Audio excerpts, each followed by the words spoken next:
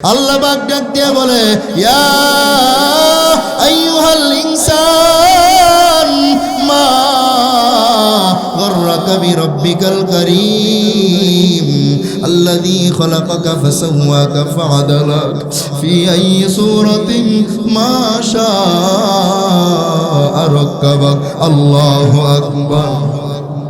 ইয়া ইলাহি तू मेरा रहमान है, या इलाही तू मेरा रहीम है, या इलाही तू मेरा खालिक है, या इलाही तू मेरा मालिक है। अल्लाह पाक कुदरती कलिजा दिया कन्ना चोखेर पानी, अल्लाह कुदरती चोखेर पानी फलाया बांदा बांदी के डाक दिया बोले, ओ बांदा बांदी আমি তোমারে যেখানে হাত পা দেওয়া দরকার সেখানে হাত পা দিয়া দিলাম, জিব্বা দেওয়া দরকার যেখানে আমি জিব্বাটা দিয়া দিলাম। জিব্বা যদি লম্বা করে বাহির হয়ে থাকতো কত বিশ্রী দেখা যাইতো, কানের ছিদ্র যদি না দিতাম বান্দা বান্দি তুমি শোনার কোনো ক্ষমতা ছিল না। এত কিছু দেওয়ার পরে ও বান্দা ইয়া আইয়ুহাল ইনসান মা গররাকা বিরাব্বিকাল কারীম, যেই আল্লাহ তোমারে এত কিছু দিল, এত কিছু দিল, তোমার মা তোমারে দেয় নাই, তোমার বাবা দেয় নাই, তোমার আত্মীয় স্বজন দেয় নাই, এই সব কিছু দিয়েছি আমি আল্লাহ পাক। এই রব্বে কারীমের ব্যাপারে মা গররাকা বিরাব্বিকাল কারীম কোন জিনিসটা তোমারে ঢুকাই ফালাইলো যে তুমি আমারে ডাকো না, তুমি আমার পায়ে সেজদা দাও না, তুমি আমাকে ভয় পাও না, তুমি আমার নামাজ পড়ো না, তুমি আমার স্মরণ করো না। রে বান্দা, রে বান্দা, আমি আল্লাহ পাক তোরে আমি কত নাজ নিয়ামত দান করলাম। আমি বলি নাই 24 ঘন্টা আমার পায়ে সেজদা দিতে, আমি বলেছি 24 ঘন্টার মধ্যে একটা ঘন্টা তুমি আমার পায়ে 5 ওয়াক্ত নামাজ পড়ে সেজদা দিবা। আমি বলেছি সারা বছরের মধ্যে একটা মাস আমার জন্য রোজা রাখবা। ও বান্দা তুমি এগুলা করো না, তুমি যখন আমার পায়ে সেজদা দেও না আমি আল্লাহ সহ্য করতে পারি না, চাইলেই তোমাকে ধ্বংস করতে পারতাম, এরপরও ধ্বংস করি নাই। বলে কেন করি না? বলে বান্দারে কুল হুয়াল্লাহু আহাদ আল্লাহুস সামাদ লাম ইয়ালিদ ওয়া লাম ইউলাদ ওয়া লাম ইয়াকুল লাহু কুফুয়ান আহাদ। আমি আল্লাহ এমন আল্লাহ মাইদুরহু মজবুরহু আই সাইয়্যিদ আলম, মাইদুরহু মজবুরহু আই সাইয়্যিদ আলম, दीदार दिखाते नहीं आवाज सुना दो, दीदार दिखाते नहीं आवाज सुना दो। कुदरत की तमाशा है मदीना के गली में, कुदरत की तमाशा है मदीना के गली में, जन्नत की नमूना है मदीना के गली में, जन्नत की नमूना है मदीना के गली में। ला इलाहा इल्लल्लाह जोड़े ला इलाहा इल्लल्लाह।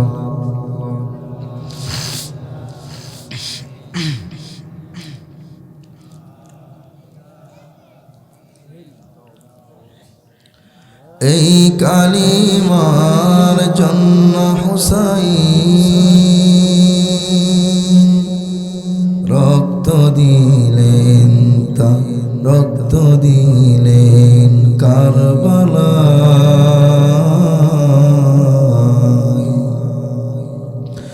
এই কালিমার জন্য হুসাইন রক্ত দিলেন কারবালায়।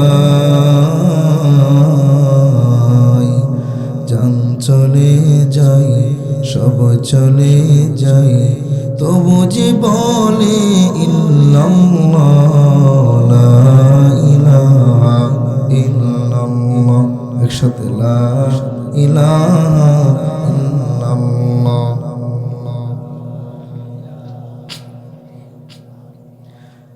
এই কালিমার জন্য নবীজি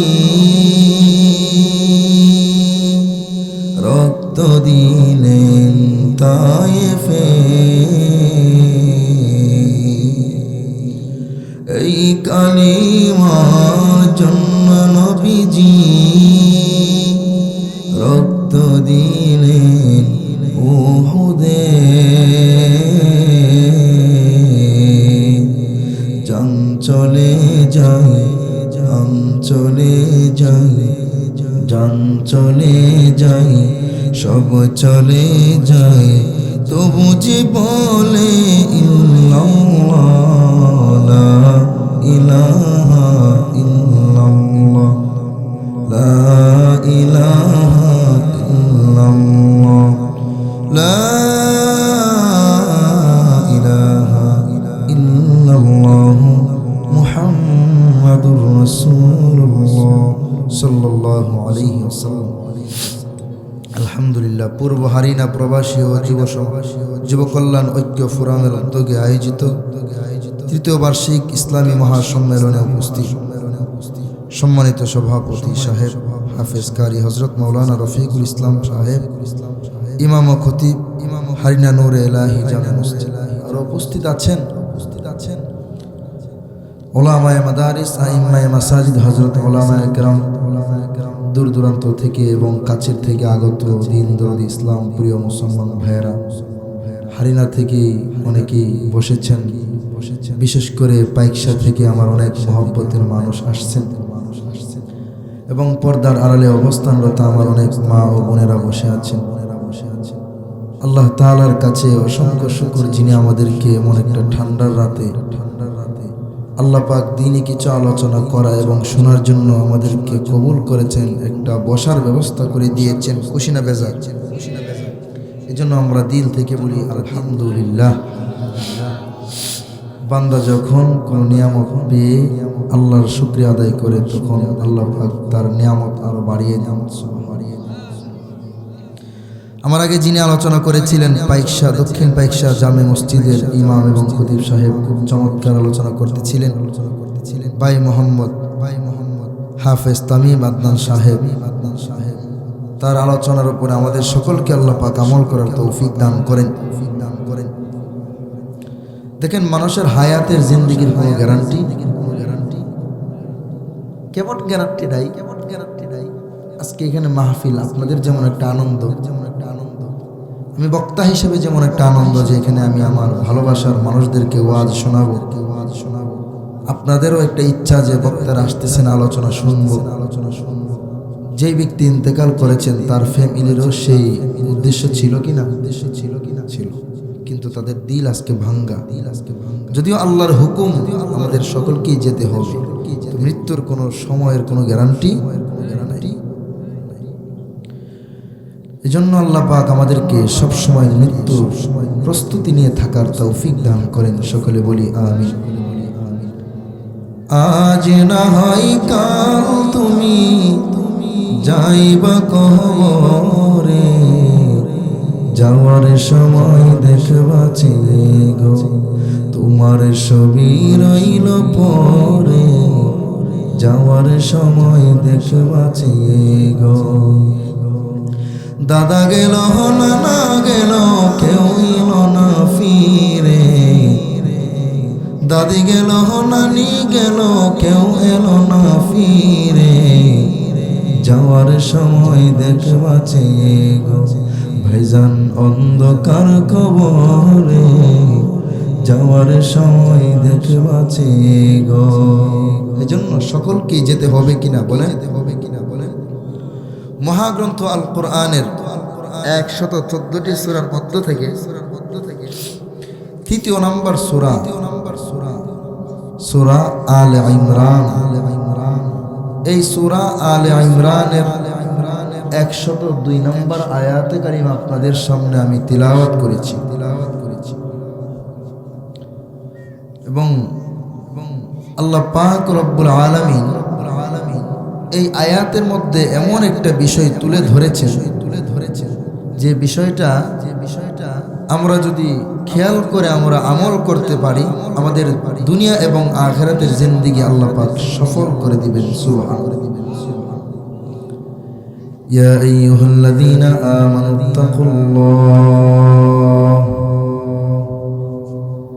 আমানুত্তাকুল্লাহা হাক্কা তুকাতিহি ওয়ালা তামুতুন্না ইল্লা ওয়া আনতুম মুসলিমুন। দেখেন কি চমৎকার, ইয়া আইয়ুহাল্লাযীনা আমানুত্তাকুল্লাহ আল্লাহ পাক বলে, হে মুমিন সম্প্রদায়, আমি আল্লাহ তাআলাকে তোমরা ভয় করো। কাকে ভয় করব?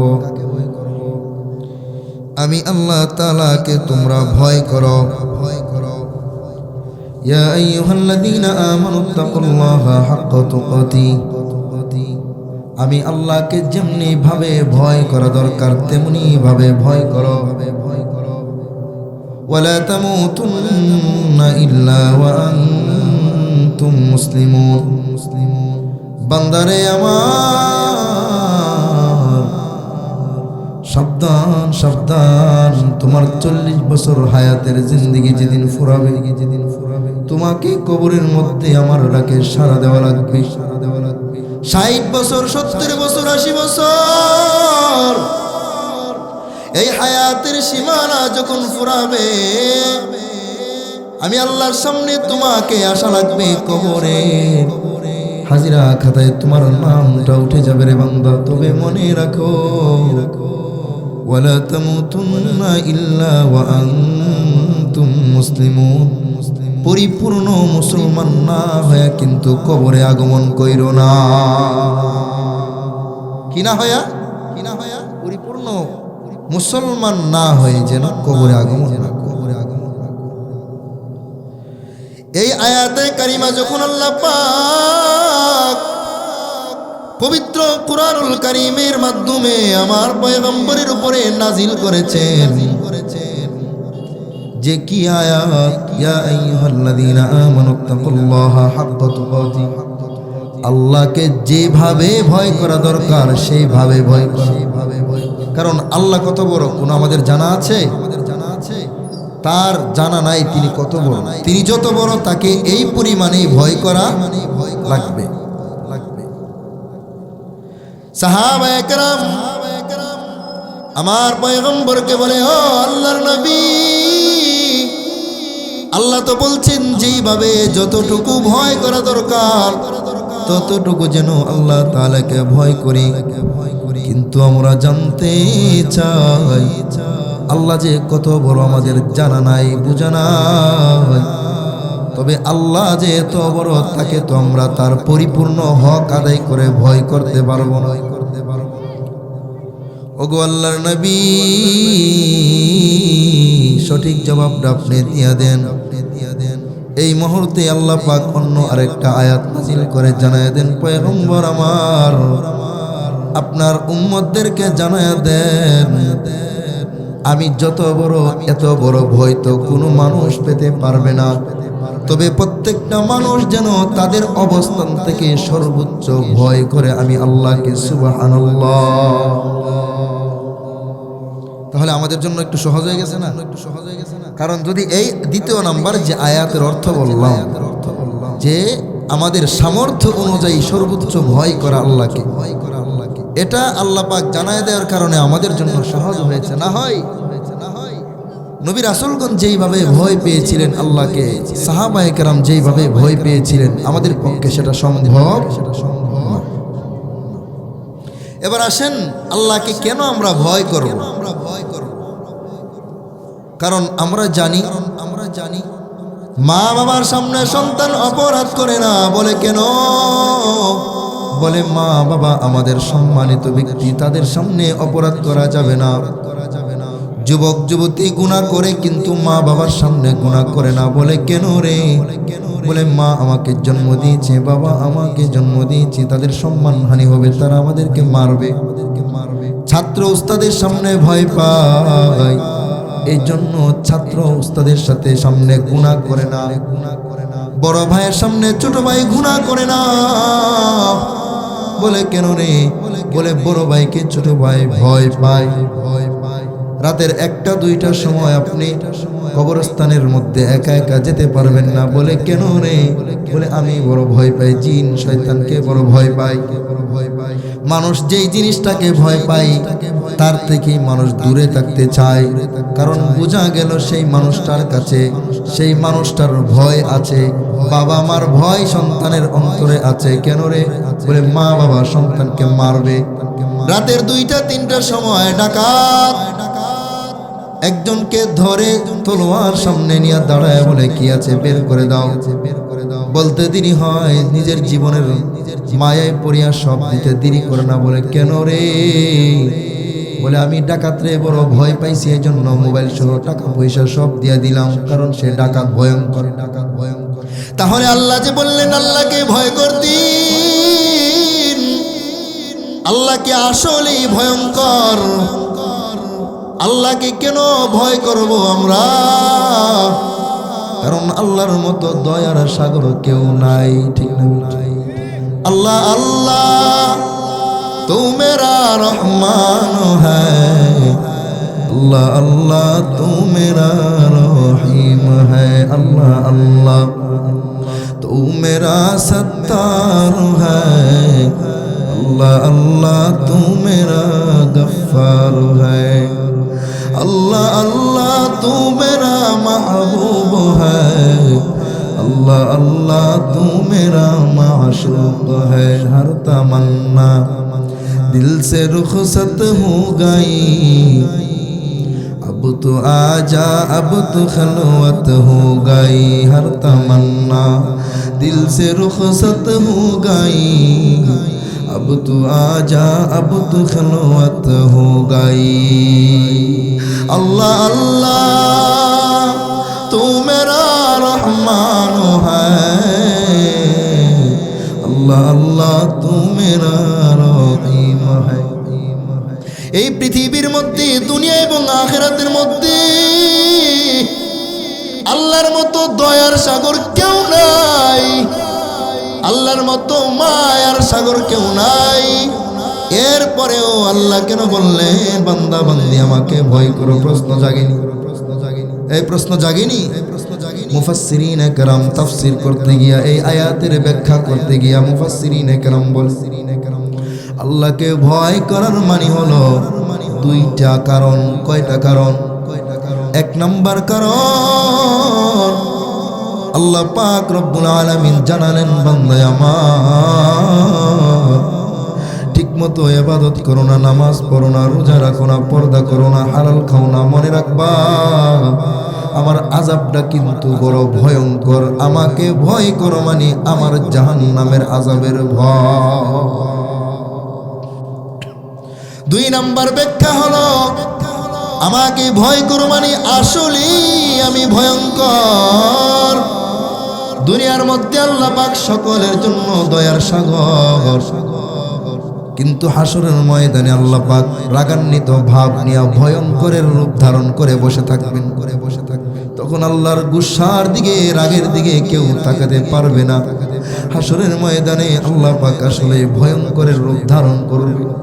এই জন্য আল্লাহ পাক বলে বান্দায় আমার আমি আল্লাহকে ভয় করার মতো ভয় করো, আমি আল্লাহকে যেভাবে ভয় করা দরকার সেইভাবে ভয় করো। কারণ যে বান্দা বান্দি আমার আল্লাহরে ভয় করবে সে কোনোদিন আল্লাহর নাফরমানি করতে পারে না। আল্লাহ পাক বললেন ও হারিনা পাইকসার যুবক, ও আম্মা জান, আল্লাহ পাক আমাদেরকে বছরের মধ্যে আরবিতে 12টা মাস দিয়েছেন। আল্লাহ পাক রব্বুল আলামিন বলে বান্দা বান্দি আমার 12 মাসের মধ্যে 11টা মাস তুমি নিজে খাইবা, দিনের বেলা খাও, রাতের বেলা খাও, কোনো বাধা নাই। কিন্তু আমি তোমার আল্লাহ, আমি আল্লাহ তোমার কাছে একটা মাস চাই, সেই মাসটার নাম হলো রমজানুল মুবারক। 11 মাস তুমি খাও, তুমি পান করো, কোনো সমস্যা নাই, অসুবিধা নাই। কিন্তু রমজান মাস একটা মাস তুমি আমার জন্য একটু কষ্ট করো, আমি তোমার প্রতি খুশি হয়ে যাব। সুবহানাল্লাহ। ও বান্দা তোমাকে রাত দিন মিলায়া 24টা ঘন্টা দিলাম। এই 24টা ঘন্টার মধ্যে 23 ঘন্টা তুমি যা ইচ্ছা তাই করো, তোমার ব্যক্তিগত কাজ করে নাও, তোমার পারিবারিক কাজ করো, কৃষি কাজ করো, গরুর জন্য ঘাস কাটো, ব্যবসা বাণিজ্য করো, কোনো অসুবিধা নাই। কিন্তু 23 ঘন্টা তোমার কাজে তুমি ব্যয় করো, কোনো কষ্ট নাই, কোনো আফসোস নাই, আমি আল্লাহ। কিন্তু দিন রাত মিলায়া পাঁচ ওয়াক্ত নামাজ পড়তে সর্বোচ্চ 1 ঘন্টা বাকি লাগে। এই 1 ঘন্টা আমার পায়ে তুমি সেজদা দাও, আমি আল্লাহ তোমাকে আমার আপন বানায় নিমু। জোরে জোরে বলা যাবে কি মারহাবা। কেমন করে ঘুমাও তুমি, কেমন করে ঘুমাও তুমি, ফজর করে কাজা। এমন তো হতে পারে জোহরে জানাজা তোমার, এমন তো হতে পারে জোহরে জানাজা। মুসলিম হয় নাই জন্ম নিলে মুসলমানের ঘরে, কাফের মুশরিক তফাৎটা হয় নামাজেরও পড়ে মানুষ, নামাজেরও পড়ে। এই জীবনে নামাজ যেন, এই জীবনে নামাজ যেন হয় না কবু কাজা। এমন তো হতে পারে জোহরে জানাজা তোমার, এমন তো হতে পারে আসরে জানাজা। ঠিক না বেঠি? আল্লাহ পাক বলে বান্দা আমার,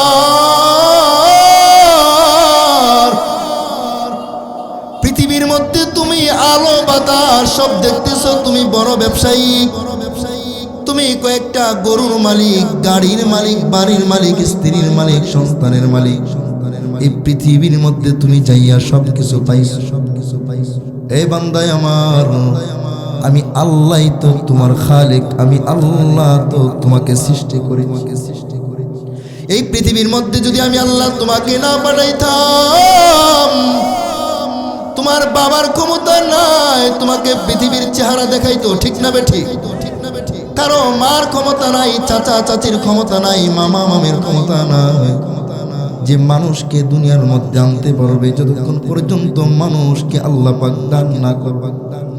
যদি মানুষকে মানুষ পৃথিবীর মধ্যে আনতে পারতো, তাহলে পৃথিবীর মধ্যে সন্তান হারা কোনো মানুষ থাকতো না। ঠিক না বেঠি? আল্লাহ পাক বলে রে গোলাম, দিলটা নরম করে দাও রে আম্মা জান। আল্লাহর নাফরমানি করে আর কতদিন কাটাইবেন? ও বৃদ্ধ বাবারা, এখনো আপনাদের দাড়ি পেকে যাইতেছে, এখনো আপনাদেরকে চায়ের দোকানে বসে বসে টেলিভিশনের সামনে গুনাহ করতে দেখা যায়। ও আম্মা জান, আর কত বাজারে গিয়া মার্কেটে গিয়া গুনাহ করে করে, বেপরদায় গুনাহ করে করে নিজের নামটাকে জাহান্নামীদের খাতার মধ্যে লিখবেন। এজন্যই তো আল্লাহ বলছে আমাকে ভয় করো রে গোলাম, কারণ আমার ভয় জাহান্নামের ভয়। যে বান্দা বান্দির অন্তরে থাকবে সে কোনোদিন গুনাহ করতে পারে না। চিল্লায় এখন ঠিক না?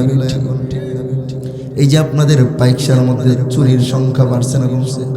আপনাদের হারিনার মধ্যে চুরির সংখ্যা বাড়ছে না কমছে? এই চুরির ভিতরে যদি আল্লাহর ভয় থাকতো, জাহান্নামের ভয় থাকতো, এরা চুরি করতে পারতো না। ঠিক না বেঠি? চুরি হওয়ার কারণে যাদের ঘরে চুরি হয়, সম্পদ নিয়েছে, এটার আফসোসের তুলনায় সবচেয়ে বড় কষ্ট বা আফসোস তাদের অন্তরে হারে ঘরে চুর ঢুকলো, মানে একটা আতঙ্কের মধ্যে পড়ে যায় মানুষগুলো। ঠিক না বেঠি? এজন্য আল্লাহর ভয় থাকলে কোনো মানুষ গুনাহ করতে। আল্লাহ পাক বলে রে গোলাম, এই পৃথিবীর মধ্যে আমি আল্লাহ তোরে পাঠাইলাম, আমি আল্লাহ পাক এত সুন্দর করে বান্দা তোমারে বানালাম, বান্দি তোমারে আমি আল্লাহ বানালাম। আল্লাহকে যদি আল্লাহ তুমি কেমনে বানাইছো আল্লাহ,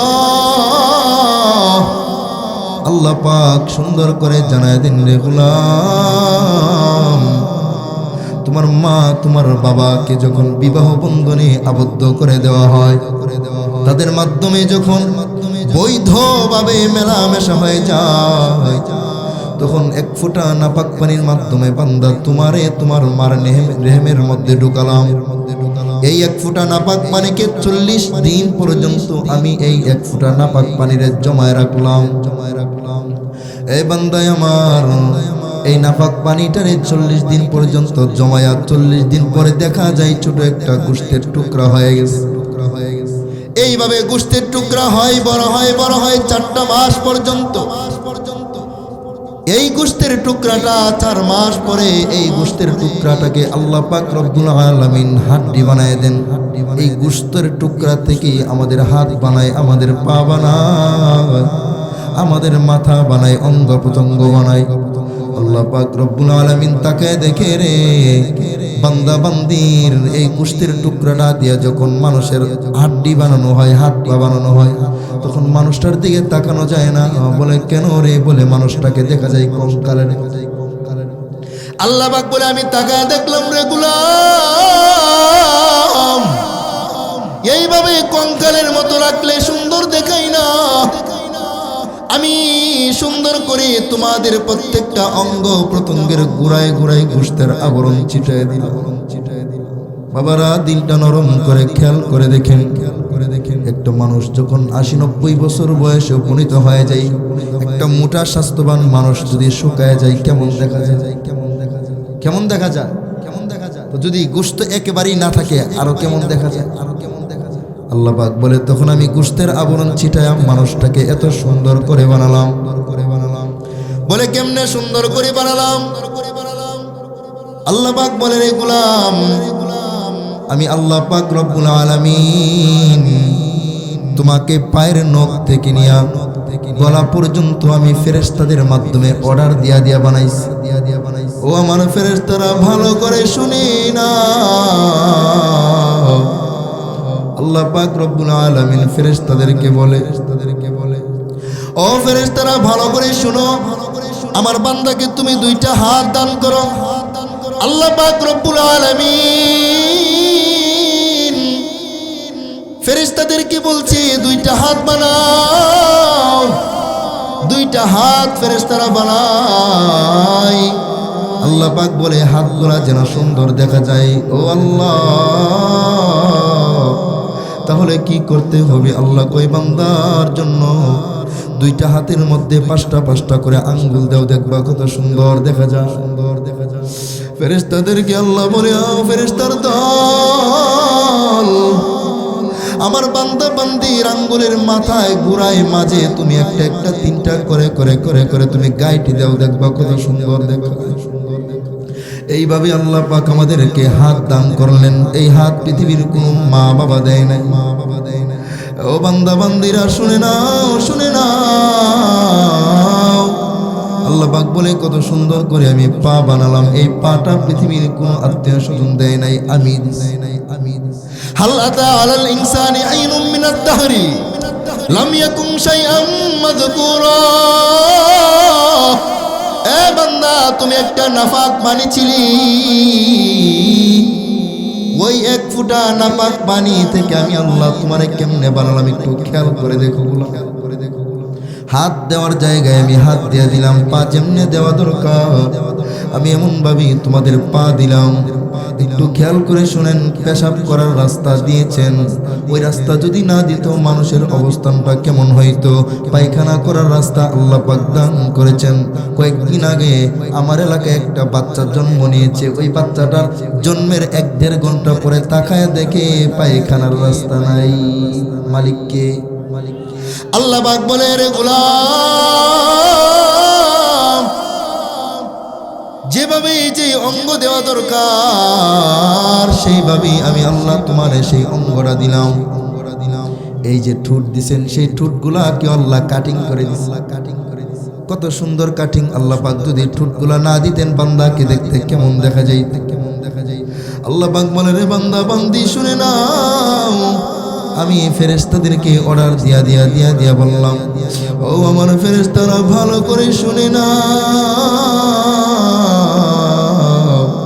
আমার বান্দার গলা থেকে পায়ের পাতা পর্যন্ত সব তোমরা বানাইছো, কিন্তু খেয়াল করো এই কপালটা বানানোর দায়িত্ব আমি আল্লাহ বলে খলাকাতু বিয়াদাইয়া, ও গোলাম আমি আল্লাহ খলাকাতু বিয়াদাইয়া, তোমার কপালটা আমি আল্লাহ নিজের কুদরতি হাতে বানালাম, আমি কুদরতি হাতে তোমার চেহারা বানালাম। এই জন্যই আপনি বান্দা বান্দিকে মারবেন, গালে মারা চেহারায় মারা জায়েজ না। আল্লাহ বলে গোলাম আমার, আমি তোমার কপালটা নিজের হাতে বানাইলাম। বলে কেন রে ও ফেরেশতারা আমার, আমি এত সুন্দর একটা কপাল বান্দা বান্দিরে দিলাম। আমি এই কপাল দেওয়ার উদ্দেশ্য হলো, এই কপালটা আমি আল্লাহর পায়ে সেজদায় দিতে গিয়া বান্দা লুটিয়ে পড়বে, এই কপালটা আমি আল্লাহর কুদরতি পায়ে লাগাবে। এই জন্য এই কপালটা ফেরেশতাদেরকে দিয়ে বানালে হবে না, এই ফেরেশতাদের মাধ্যমে এই কপাল বানালে হবে না। এই কপালটা বানাইলাম একমাত্র আমি আল্লাহ, খলাকতু বিয়াদাইয়া, আমি আমার কুদরতি হাত দ্বারা কপাল বানাইছি। এই বান্দা বান্দিরে আল্লাহ পাক বলে, এই সুন্দর করে আমি আল্লাহ বানালাম।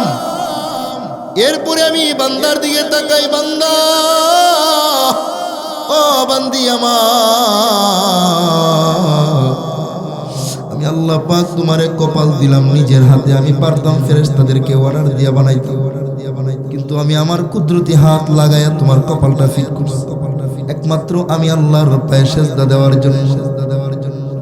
এই জন্যই আল্লাহ পাক রব্বুল আলামিন যখন তাকায় দেখে বান্দাগুলো নামাজ পড়ে না, আল্লাহর কুদরতি কলিজাটা ফেটে যায়।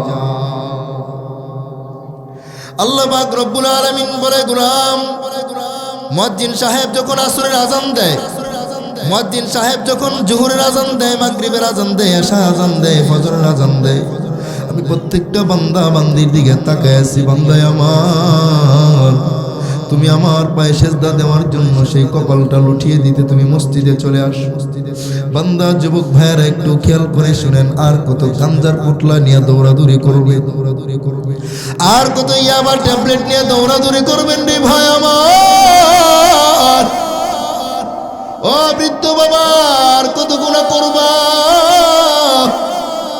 ও পর্দার আড়ালের আম্মা জান, আর কত গুনাহ করে করে জীবনটা কাটাবে।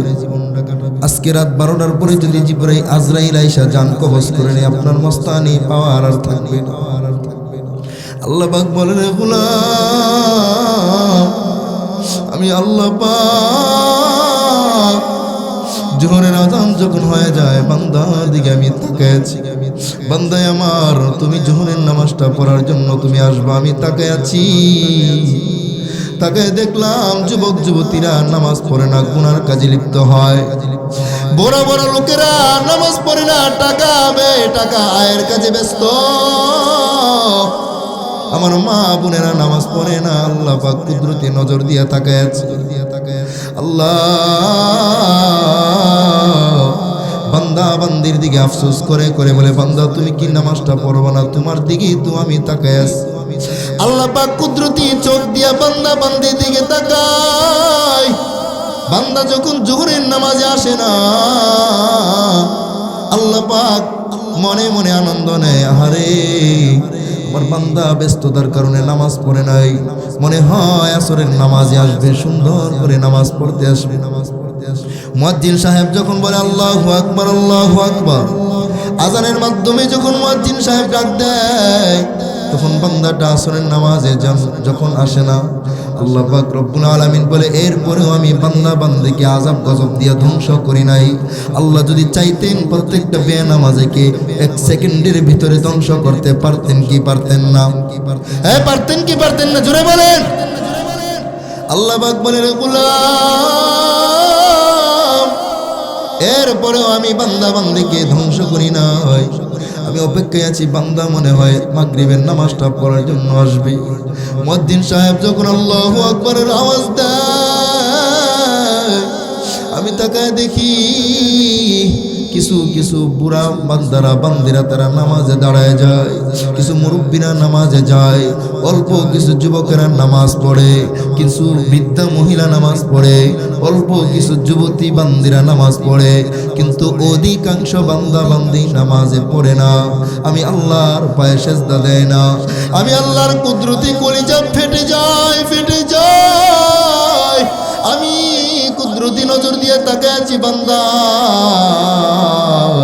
বান্দা মাগরিবের নামাজটা তুমি পড়ে নাও। বান্দা তুমি জানো না আমি তোমার কপালটা বানিয়েছি আমার পায়ে সেজদা দেওয়ার জন্য। তোমার শরীরের 3.5 হাত বডি তোমার কোনো আত্মীয় স্বজন দেয় নাই, সব কিছু আমি আল্লাহ পাক তোমারে দান করেছি রে বান্দা। হে বান্দা তুমি যখন মাগরিবের নামাজটা পড়ো না আমি আল্লাহ তাকায় আছি। বান্দা মনে হয় এশারের নামাজে আসবে, বান্দা মনে হয় এশারের নামাজটা পড়বে, বান্দি মনে হয় এশারের নামাজটা পড়বে, কিন্তু এশারের নামাজের সময় যখন হয় বান্দা বান্দি নামাজ পড়ে না। আল্লাহ পাক আফসোস করে করে বান্দাকে রাখে, বান্দা তুই কি নামাজ পড়বি না? বান্দা নামাজের সময় হয়ে গেছে, এ বান্দি নামাজের সময় হয়ে গেছে, নামাজটা পড়ে নাও। আল্লাহ বলে এশারের নামাজ যারা পড়ে না এদেরকে পারলেই চাইলেই ধ্বংস করতে পারি, কিন্তু করি না, কারণ এরা তো আমার মহব্বতের বান্দা।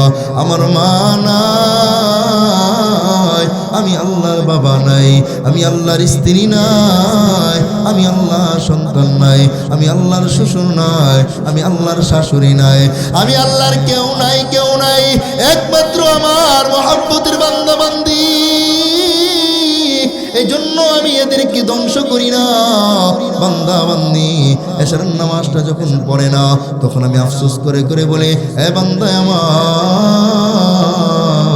এই তুমি কমপক্ষে তুমি নামাজটা পড়ে ঘুমায়। এরপরেও বান্দা বান্দি এশারের নামাজটা পড়ে না। ফজরের সময় যখন হয়ে যায় তখন বান্দা বান্দিরা যুবক যুবতীরা ঘুমায়া ঘুমায়া ফজরের সময়টা কাটায়। আল্লাহ বলে ওই সময় যদি আমি আল্লাহ চাইতাম বান্দা বান্দিরে ধ্বংস করতে পারতাম, এরপরেও আমি ধ্বংস করি না। বলে কেন করি না? বলে তারা তো আমার একমাত্র বান্দা, তারা যতই বড় গুনাহগার হোক, তারা যত বড় নাফরমান হোক, তারা তো আমি আল্লাহর বান্দা, তারা তো আমি আল্লাহর বান্দি। এদেরকে ধ্বংস করলে আমাকে আল্লাহ বলে কে ডাক দিবে? জোরে বলা যাবে কি আল্লাহু আকবার। ফজরের আজান যখন মুয়াজ্জিন দিয়া দেয় বান্দা কিছু মানুষ নামাজ পড়ে আর কিছু মানুষ নামাজ পড়ে না। আল্লাহ পাক রব্বুল আলামিন আল্লাহ কুদরতি চোখের পানি ফালায়া ফালায়া ডাক দিয়া বলেন, পাইকশার মুসলমান,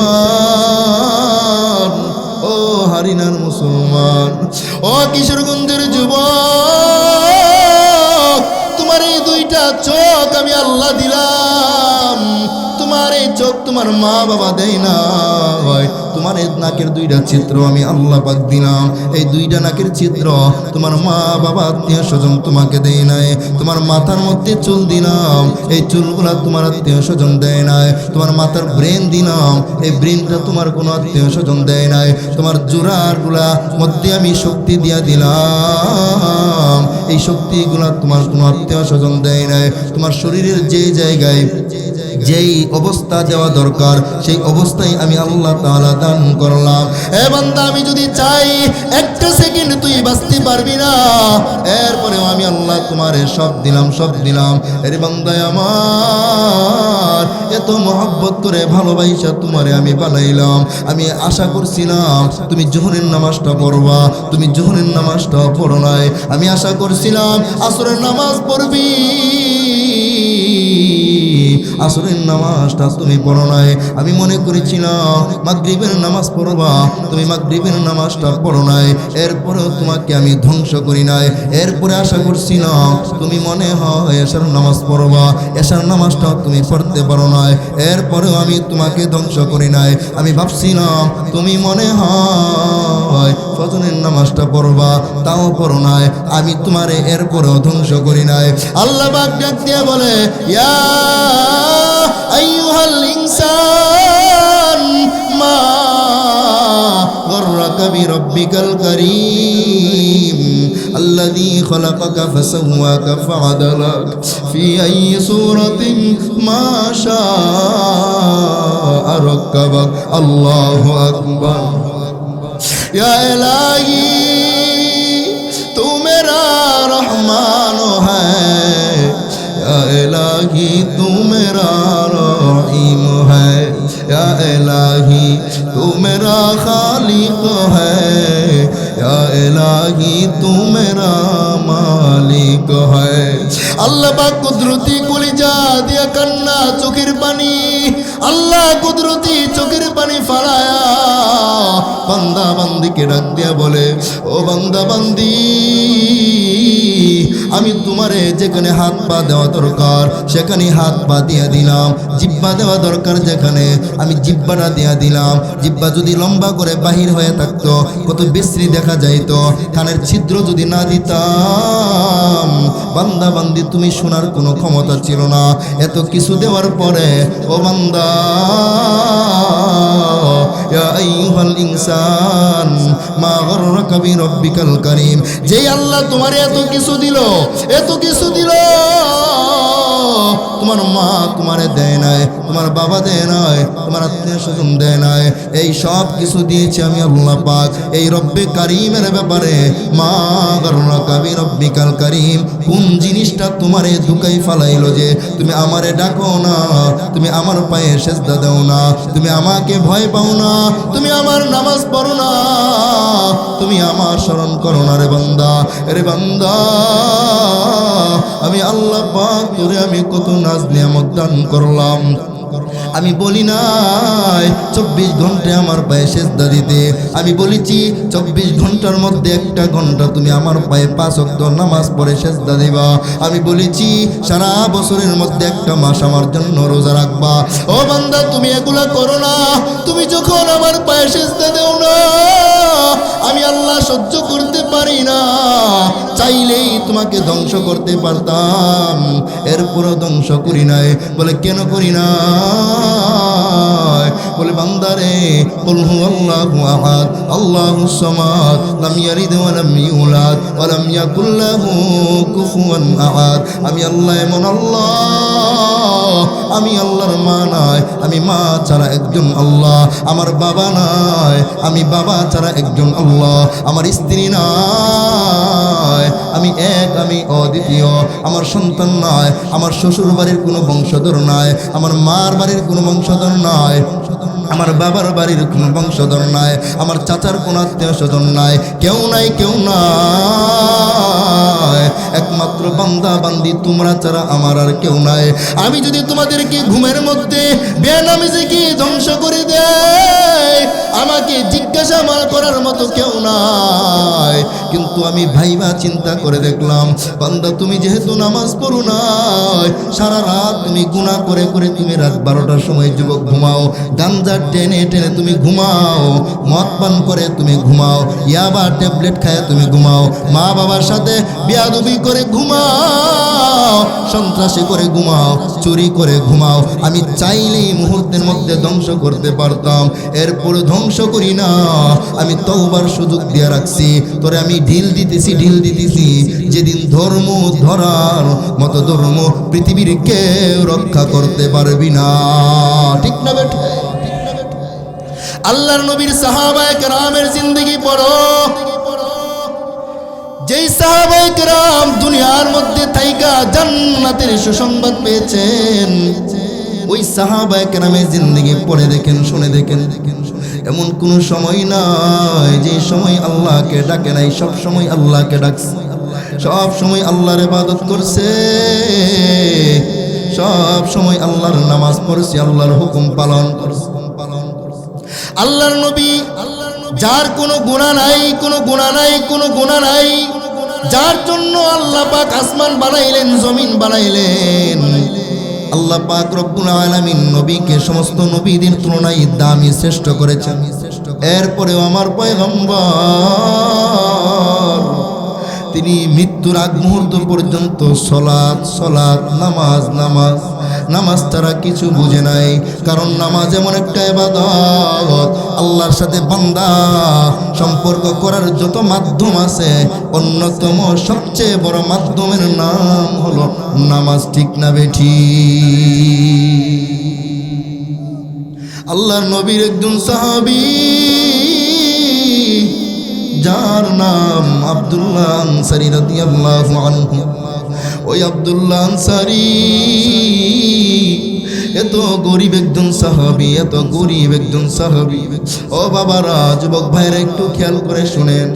গ্রামের মানুষ সারাদিন কষ্ট করেন, কেউ নিজের ফার্মে কাজ করেন, কেউ নিজের ক্ষেতে কাজ করেন, কেউ নিজের গরুর পিছনে সারাদিন সময় দেন, কেউ অন্যের বাড়িতে কাজ করেন, কেউ গাড়ি চালান।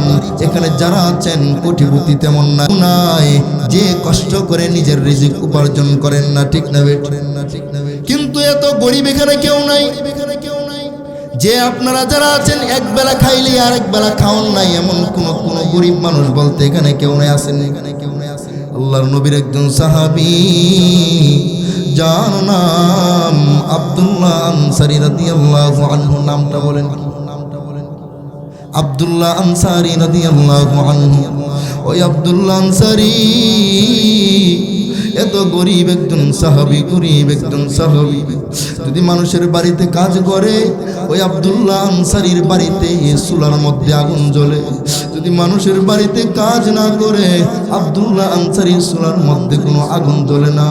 আব্দুল্লাহ আনসারী খাবারের জন্য কিছু পায় না, আব্দুল্লাহ আনসারীর স্ত্রী খাবারের জন্য কিছু পায় না। আব্দুল্লাহ আনসারীর দুইটা ছেলে আছে, তারাও খাবারের জন্য কিছু পায় না। একটু খেয়াল করেন, গরিব না ধনী? এমন গরিব বর্তমানে কেউ নাই। আল্লাহর নবীর সাহাবী আব্দুল্লাহ আনসারী এত গরিব একজন সাহাবী। আল্লাহর নবীর যত সাহাবায়ে কেরাম ছিলেন, সবার চাইতে সবচেয়ে গরিব একজন সাহাবী, যার নাম হলো আব্দুল্লাহ আনসারী রাদিয়াল্লাহু আনহু। আল্লাহর নবীর সাহাবী হযরতে বিলাল যখন আযান দেয়, আযান দেওয়ার আগে অনেক মুসল্লিয়ানে কেরাম চলে যায় মসজিদে নববীর মধ্যে। বলে কেন রে? বলে নবীজি নামাজ পড়াবে, নবীর পিছনে নামাজ পড়বো, সামনের কাতারে দাঁড়াবো। সবাই আগে আগে চলে যায়, আজানের পরে অনেকে সাথে সাথে চলে যায়। কিন্তু দেখা যায় নবীর সাহাবী আব্দুল্লাহ আনসারী যখন ইকামত শুরু হয়ে যায়, তখন দৌড়ে দৌড়ে আব্দুল্লাহ আনসারী মসজিদে নববীর মধ্যে যাইয়া আমার নবীর পিছনে দাঁড়ায়া নামাজটা আদায় করিয়া, আমার নবী যখন সালাম ফিরাই, আসসালামু আলাইকুম ওয়া রাহমাতুল্লাহ, আসসালামু আলাইকুম ওয়া রাহমাতুল্লাহ, সাথে সাথে আব্দুল্লাহ আনসারী দৌড়ে দৌড়ে তার বাড়িতে চলে আসে। প্রতিনিয়ত 5 ওয়াক্ত নামাজ সবার পরে যায়, সবার আগেই বাড়িতে চলে আসে। সাহাবায়ে কেরাম এই বিষয়টা ভালো করে খেয়াল করে আল্লাহর নবীকে একদিন জানায় দেয়, পয়গম্বর, আল্লাহর পয়গম্বর, আপনার একজন সাহাবী, আপনার অনেক মহব্বতের সাহাবী, যাকে আপনি অনেক ভালো জানেন, যাকে আপনি অনেক মহব্বত করেন, তার নাম হলো আব্দুল্লাহ আনসারী। নবী কই, সাহাবায়ে কেরাম কি বলবা, তাড়াতাড়ি বলো সে কি করেছে। হযরত ওমর ফারুক, হযরত আলী, হযরত ওসমান, এই বড় বড় সাহাবী আল্লাহর নবীকে ডাক দিয়া বলে, পয়গম্বর আমার, আপনার সাহাবী মনে হয় মুনাফিক হয়ে গেছে। নবী কই, কেন রে কেন? বলে, ইয়া রাসূলুল্লাহ, ইয়া হাবিবাল্লাহ, আপনার ইকামত শুরু হয়ে যায়, সবার পরে আব্দুল্লাহ আনসারী নামাজের মধ্যে এসে দাঁড়ায়, সালাম ফিরানোর পরে সাথে সাথে সাথে সাথে আবার বাড়িতে চলে যায়, অথচ আমরা আপনার পাশে দাঁড়ায় নামাজ পড়ি, নামাজের পরে মসজিদে বসে বসে আপনার সাথে কথা বলি, বিভিন্ন বিষয়ে দ্বীনি মুযাকারা করি, বিভিন্ন মাসালা জানি, কোরআন তেলাওয়াত শিখি, কিন্তু আপনার সাহাবী আব্দুল্লাহ কোনদিন বসে না, কোনদিন বসে না। আমার পয়গম্বর ওই সাহাবায়ে কেরামকে ডাক দিয়া বলে, সাহাবায়ে কেরাম, তাহলেই তো বিশাল ব্যাপার, আসো যাই আব্দুল্লাহর বাড়িতে ফজরের নামাজের পরে আজকে আমরা সবাই চলে যাবো। ঘটনাক্রমে আল্লাহর পয়গম্বর সালাম ফিরায়া নামাজ শেষ করা মাত্রই তাকায় দেখে রে আব্দুল্লাহ আনসারী দৌড়ে দৌড়ে বাড়িতে চলে গেছে। আমার পয়গম্বর এই দ্বীনি মাসালা মাসাইল শিখায়া সাহাবায়ে কেরামকে বলে, ও আবু বকর, ও উমর, ও উসমান, ও আব্দুর রহমান ইবনে আউফ, ও বিলাল, চলো চলো চলো চলো আব্দুল্লাহ আব্দুল্লাহ আনসারীর বাড়িতে যায়। আব্দুল্লাহ আনসারীর বাড়িতে যাইয়া তাকে জিজ্ঞাসা করব কেন সে সবার পরে মসজিদে আসে, কেন সে সবার আগে মসজিদ থেকে চলে যায়, এই কারণটা জিজ্ঞাসা করার জন্য সবাই চলে যাব। আল্লাহর নবীর সমস্ত সাহাবায়ে কেরাম আমার পয়গম্বরকে নিয়া আব্দুল্লাহ আনসারীর বাড়ির সামনে যাইয়া বলে, ও পয়গম্বর আমার, এটাই আব্দুল্লাহ আনসারীর বাড়ি। আমার নবীজি আব্দুল্লাহ আনসারীর দরজার মধ্যে আঘাত করে বলে, এ আব্দুল্লাহ আনসারী, দরজাটা খুলে দাও, তোমার সাথে কথা বলার জন্য আসছি। কিন্তু আব্দুল্লাহ আনসারী কোনো কথা বলে না, কোনো কথা বলে না, কোনো জবাব আসে না। একবার, দুইবার, তিনবার বলার পরে এরপরে দেখে কোনো ভিতর থেকে কোনো খবর আসে না। আমার নবীজি সাহাবায়ে কেরামকে নিয়া তাড়াতাড়ি চলে যায়। কেন রে কেন? বলে আব্দুল্লাহ আনসারী কোনো কথা বলে না, যেহেতু কথা বলে না আমরা আমাদের মসজিদে নববীতে চলে যায়। আমার পয়গম্বর যখন সাহাবায়ে কেরামকে নিয়া এই 5-6 কদম আগায় গেলেন, এই মুহূর্তে আব্দুল্লাহ চোখের পানি ফালায়া ফালায়া ফালায়া দৌড়ে দৌড়ে আইসা আমার পয়গম্বরকে বলে, ও নবী আমার, বেয়াদবি ক্ষমা করবেন গো নবী, ভুল বেয়াদবি ক্ষমা করবেন। ও পয়গম্বর আমার, আমি আপনার ডাক শুনেছি, কিন্তু আপনার জন্য দরজা খুলতে দেরি করেছি। আপনি মনে হয় কষ্ট পেয়েছেন, আল্লাহর হস্তে আমাকে ক্ষমা করবেন গো পয়গম্বর আমার। আপনি যখন প্রথমবার বললেন আব্দুল্লাহ, এই সময় আমি দরজা খুলতে চেয়েছিলাম, কিন্তু আমি খুলতে পারি নাই। ও সাহাবী আমার, কেন তুমি পারো নাই দরজা খুলতে? আব্দুল্লাহ আনসারী চোখের পানি ফালায়া ফালায়া কান্না করে। কান্নার কারণে আব্দুল্লাহ আনসারী কোনো কথা বলতে পারে না। নবী কই, সাহাবী আমার, শান্ত হও, শান্ত হও, কি বলবা তাড়াতাড়ি বলো। আমি নবীজি তোমার কথা শোনার জন্য, তোমার দুঃখ শোনার জন্য প্রস্তুত আছি। আব্দুল্লাহ বলে, ও পয়গম্বর, আমি এমন গরিব একজন সাহাবী, নামাজ পড়ার জন্য একটা উপযুক্ত কাপড়ের দরকার, এমন একটা কাপড়ও নাই।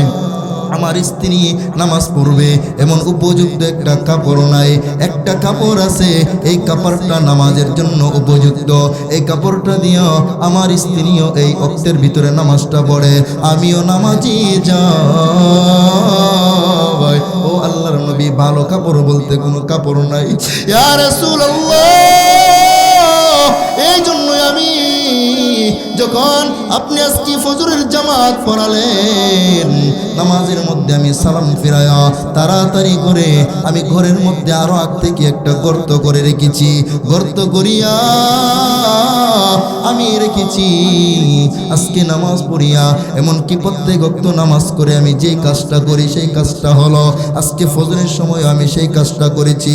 ইয়া রাসূলুল্লাহ, ইয়া হাবিবাল্লাহ, আমি ঘরের মধ্যে আইসা আমার স্ত্রীটাকে আমি ওই কাপড়টা দিয়ে বললাম, স্ত্রী আমার, নামাজটা পড়ে নাও। আর আমি উলঙ্গ হইয়া এই গর্তের ভিতরে ঢুকে আছি। আর এই মুহূর্তে আপনি আমাকে আব্দুল্লাহ বলে বলে ডাক দিলেন, ইয়া রাসূলুল্লাহ। আর আমি উলঙ্গ অবস্থায় এই গর্তের ভিতরে আসিলাম, এই জন্য দরজা খুলতে আমার দেরি হয়েছে। ওগো পয়গম্বর আমার, আমি যখন আবার নামাজে চলে যাই তখন আমার স্ত্রী বলতে পারে না। সাহাবায়ে কেরাম এই অবস্থা দেখিয়া আব্দুল্লাহ আনসারীকে জড়ায়া ধইরা বলে, ও ভাই আব্দুল্লাহ, আমার নবীরে তুমি কি বলেছ? কেন রে তুমিও কাঁদো? কেন আমার নবীও কান্না করে? আব্দুল্লাহ বলে, ও আবু বকর, আমার নবী আমাকে জিজ্ঞাসা করেছে কেন আমি সবার পরে মসজিদে যাই, কেন আবার আমি সবার আগে মসজিদ থেকে চলে আসি।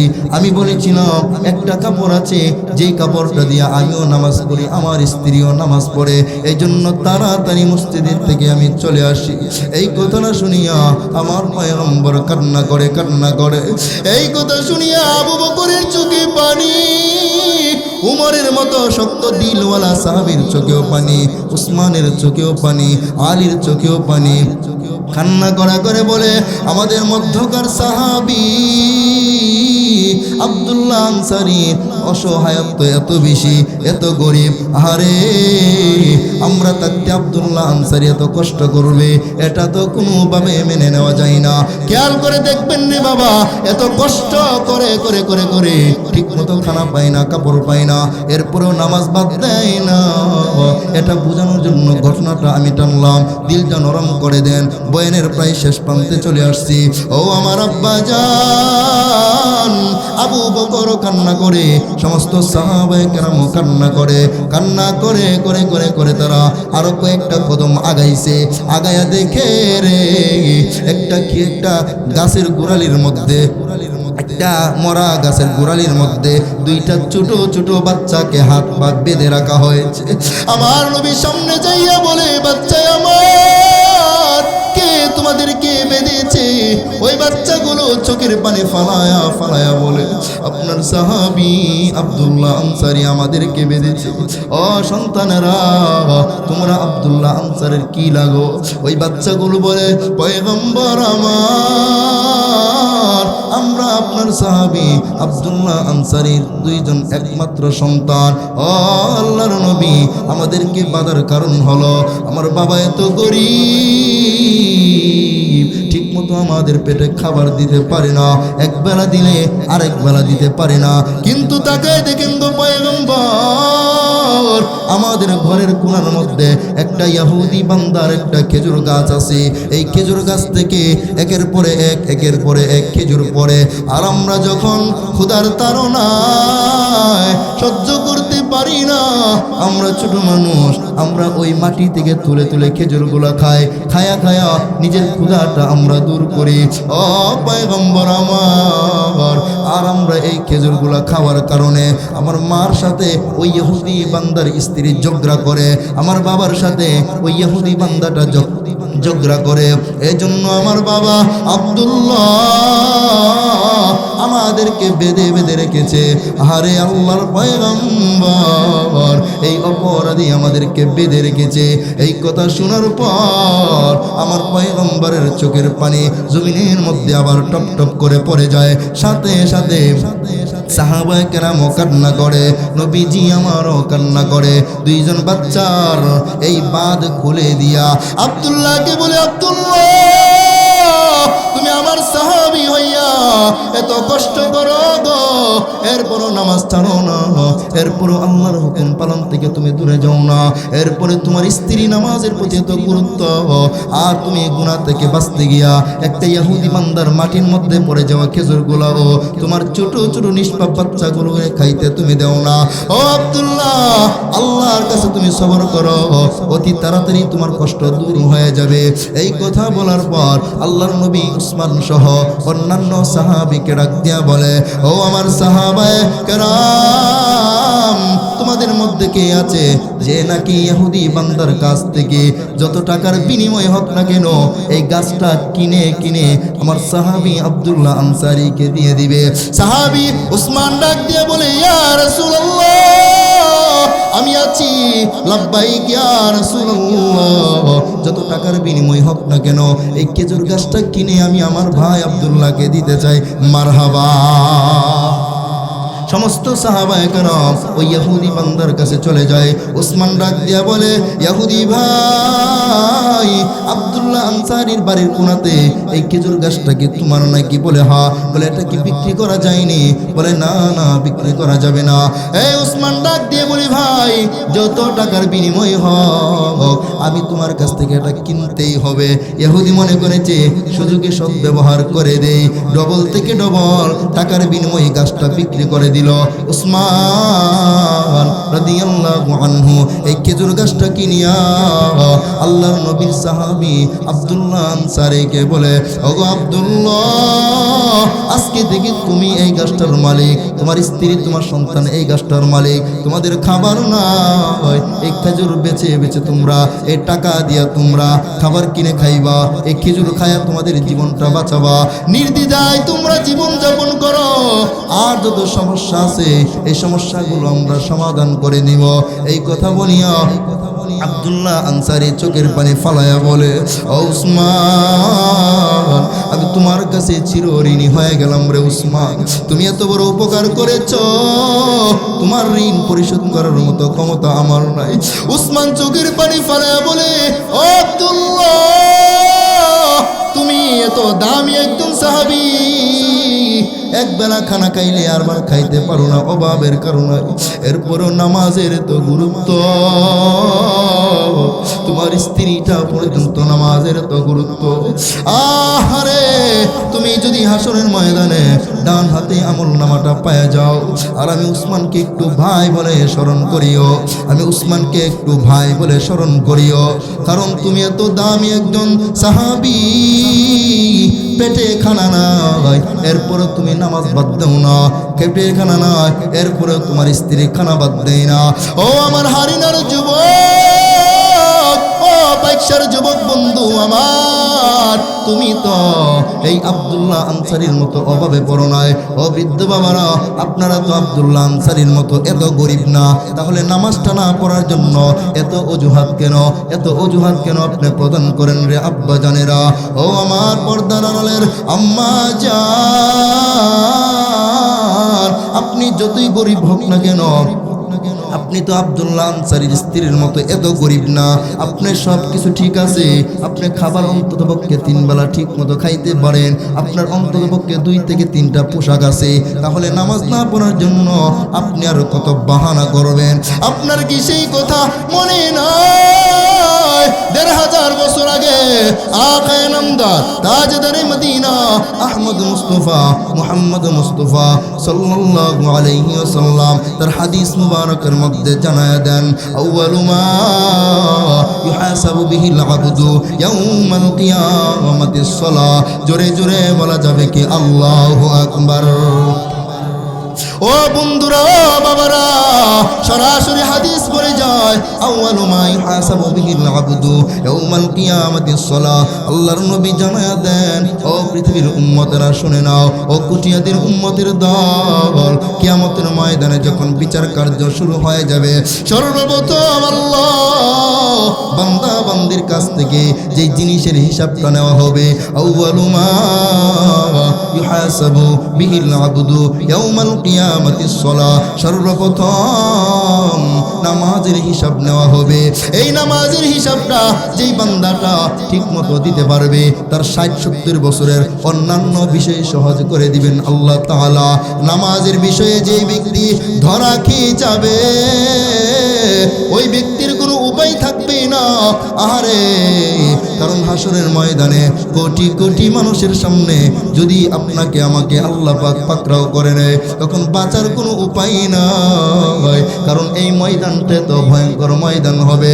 ইয়া আইয়ুহান নাস, ইয়া আইয়ুহান নাস ইত্তাকু রাব্বাকুম ইন্না যালজালাতাস সাআতি শাইউন আযীম।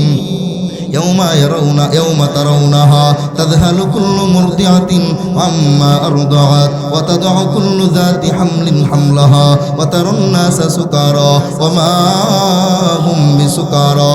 এই ভয়ঙ্কর ময়দান, ও বাবারা, শুরুতেই বলেছিলাম আল্লাহকে ভয় করা মানে 2টা ব্যাখ্যা। এক ব্যাখ্যা হলো আল্লাহর আযাবের ভয়, আরেকটা ব্যাখ্যা হলো আল্লাহ অবশ্যই কিয়ামতের ময়দানে ভয়ঙ্করের রূপ ধারণ করবে।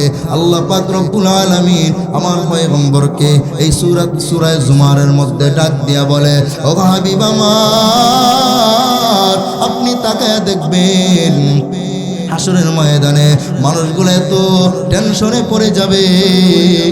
এই দুনিয়ার মধ্যে মানুষগুলা ইয়াবা ট্যাবলেট খাইলে আঁকা বাঁকা হয়ে পড়ে যায়, মদ পান করলে মাতালের মতো কথা বলে। ওয়াতারান নাসা সুকারা, আপনি মানুষকে দেখবেন এমন মাতাল হয়ে আছে, আঁকা বাঁকা হয়ে পড়ে যায়। এই দেখতে মনে হবে তারা মনে হয় নেশা পান করেছে, নেশাগ্রস্ত হয়েছে।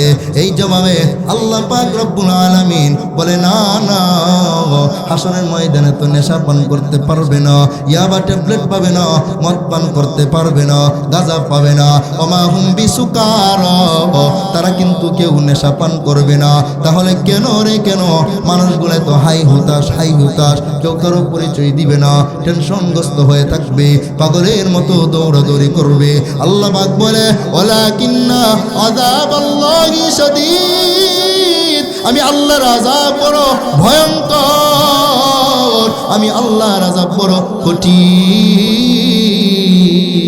এই আযাবের ভয় মানুষের ভিতরে ঢুকে যাওয়ার কারণে মানুষ চিন্তা করবে আজকে আমার আমলনামাটা ডান হাতে আসবে নাকি বাম হাতে আসবে। এসএসসি পরীক্ষা যখন দেওয়া হয়, এসএসসি পরীক্ষা দেওয়ার সময় কত আনন্দের সাথে আমাদের সন্তানেরা পরীক্ষা দেয়। রেজাল্ট যেদিন ঘোষণা হবে এর আগ মুহূর্তে যে পরিমাণ টেনশন হয়, চিন্তা করে যদি ফলাফল বের হয়ে যায়, যদি পাস করতে পারি তাহলে তো ভালো, যদি ফেল করি তাহলে কয়েকদিন টেনশন করবো। কিন্তু যেই কথাটা বোঝাতে চায়, ও আমার যুবক ভাই আব্বা জান, রেজাল্ট ঘোষণা হওয়ার আগ মুহূর্তে এক একটা ছাত্রছাত্রীর চেহারার দিকে তাকানো যায় না, টেনশন আর টেনশন। আহারে রেজাল্টটা কেমন যেন হয়, কেমন যেন হয়, কেমন যেন হয়। রেজাল্ট বের হয়ে যাওয়ার পরে যতই খারাপ রেজাল্ট হোক না কেন একটা ফাইসালা হয়ে যায়, টেনশন একদিন দুই দিন পরে আর থাকে না। ঠিক তেমনি ভাবে হাসরের ময়দান বিচার কার্য শুরু হওয়ার আগে সমস্ত মানুষগুলো পাগলের মতো ছোটাছুটি করবে। আল্লাহ পাক ডাক দিয়া জানায় দিলেন ইয়াউমা ইয়াফিরুল মারউ মিন আখিহি ওয়া উম্মিহি ওয়া আবিহি ওয়া সাহিবাতিহি ওয়া বানিহি লিকুল্লি ইমরিইম মিনহুম ইয়াউমা ইযিন শাআনুন ইউগনি। আজকে ভাই ইন্তিকাল করলে আরেক ভাই কান্না করে, মা ইন্তিকাল করলে সন্তান পাগল হয়ে যায়, সন্তান ইন্তিকাল করলে মা বাবা পাগল হয়ে যায়। কিন্তু আল্লাহ পাক জানায়া দেন ওই হাসরের ময়দানে ইয়াউমা ইয়াফিরুল মারউ মিন আখিহি ওয়া উম্মিহি ওয়া আবিহি ওয়া সাহিবাতিহি ওয়া বানিহি লিকুল্লি ইমরিইম মিনহুম ইয়াউমা ইযিন শাআনুন ইউগনিহি। আজকে স্ত্রীকে ছাড়া স্বামী ঘুমাইতে পারে না, কিন্তু হাসরের ময়দানে বিচার কার্য শুরু হওয়ার এক মুহূর্তে মানুষের অবস্থা এমন হয়ে যাবে, মানুষ চিন্তার কারণে স্ত্রী স্বামীর পরিচয় দিতে চাইবে না। যদি আমার কাছে একটা নেক আমল চায়, যদি নেক আমল চায়, যদি নেক আমল চায়, এই ভয়ে স্বামী স্ত্রীর পরিচয় দিবে না, সন্তান মা বাবার পরিচয় দিবে না, মা বাবা সন্তানের পরিচয় দিবে না, কেউ কারো পরিচয় দিবে না, কেউ কারো পরিচয় দিতে চাইবে না। সব মানুষগুলা ইয়া নাফসি, আমার পয়গম্বর হাদিস শরীফের অন্যতম কিতাবের নাম বুখারী শরীফে জানায়া দেন সমস্ত মানুষের দল টেনশন করে করে পাগলের মতো হয়ে যাবে। কি করা যায়? সিদ্ধান্ত নিয়া তারা আদম নবীর কাছে যাবে, আল্লাহর কাছে সুপারিশ করার জন্য। আদম নবী বলবে ইয়া নফসি, ইয়া নফসি, আমি পারবো না, তোমরা চলে যাও নূহ নবীর কাছে। সবাই নূহ নবীর কাছে যাবে একটু সুপারিশ করার জন্য। নূহ নবী বলবে ইয়া নফসি, ইয়া নফসি, আমি পারবো না, আমি নিজেই তো আজকে ভয় পাইতেছি। এক এক করে সমস্ত নবী রাসূলদের কাছে তারা যাবে, মানুষগুলা লক্ষ লক্ষ মানুষ, কিন্তু কেউ কোনো সুপারিশ করবে না। সমস্ত নবী রাসূলগুলো বলবে ইয়া নফসি, ইয়া নফসি, ইয়া নফসি, আমার কি উপায়, ইয়া নফসি। সবাই ভাবে ইয়া নফসি, ইয়া নফসি করবে। এক পর্যায়ে ঈসা নবীর কাছে যাওয়ার পরে ঈসা নবীও একই জবাব দিয়ে বলবে আমি পারবো না, তোমরা চলে যাও বদরুদ্দুজা নূরুল হুদা মুহাম্মদুর রাসূলুল্লাহর কাছে চলে যাও। নবী বুখারী শরীফের ইবারত এমন ভাবে বলেছে ফায়াতুয়ান্নি, ফায়াতুয়ান্নি, লক্ষ লক্ষ মানুষ আমি মুহাম্মাদের কাছে চলে আসবে। আসার পরে আমাকে বলবে ইয়া রাসূলুল্লাহ, আমাদের জন্য একটু আল্লাহর কাছে সুপারিশ করেন। আল্লাহর রাসূল মাকামে মাহমুদের মধ্যে সিজদায় অবনত হইয়া চোখের পানি ফালাইয়া বলবে ওগো আল্লাহ, আদম নবী থেকে নিয়ে ঈসা পর্যন্ত সবাই তো নিজের জন্য চিন্তায় ব্যস্ত, সবাই তো ইয়া নফসি করছে, কিন্তু আমি তো নিজের জন্য টেনশন করি না, ইয়া নফসি, ইয়া নফসি করি না। ইয়া রব্বি উম্মতি, আমার গুনাহগার উম্মত যুবক যুবতীর কি উপায়, আমার গুনাহগার উম্মত বৃদ্ধা বৃদ্ধর কি উপায় হবে। আল্লাহ পাকের কাছে এইভাবে কান্না করে করে চোখের পানি ফলাবে। আল্লাহ বলবে নবী আপনার চোখের পানি সহ্য করতে পারি না, ইরফা রাসাক, আপনার মাথা মোবারক উঠান আর চোখের পানি ফালাবেন না। ইশফা মুশাফফা, হাদিসে আসছে ইশফা মুশাফফা। আল্লাহ বলবেন পয়গম্বর আমার যা চাইবেন সব গ্রহণ করা হবে। আল্লাহ রাসূল বলবে আমার একটা উম্মত জাহান্নামে গেলে আমি নবী জান্নাতের গেইটে ঢুকবো না। আল্লাহ তাআলা তখন বলবে ও পয়গম্বর আমার আপনার উম্মতের মধ্যে যেই মহিলা পুরুষেরা, যেই যুবক যুবতীরা ঠিকমতো ওযু বানায়া ঠিকমতো নামাজ পড়েছে তাকে দেখেন না, তাদের ওযুর অঙ্গগুলা ঝলমল ঝলমল করতেছে, তাদের সিজদার জায়গাটা ঝলমল ঝলমল করতেছে। এই চিহ্ন দেখে দেখে দেখে দেখে আপনি তাদেরকে নিয়ে জান্নাতে ঢুকে যান। কাউনাইন কা মুখতার খুদা তুমকো বানায়া, কাউনাইন কা মুখতার খুদা তুমকো বানায়া, उम्मत की निगाहबान खुदा तुमको बनाया, उम्मत की निगाहबान खुदा तुमको बनाया।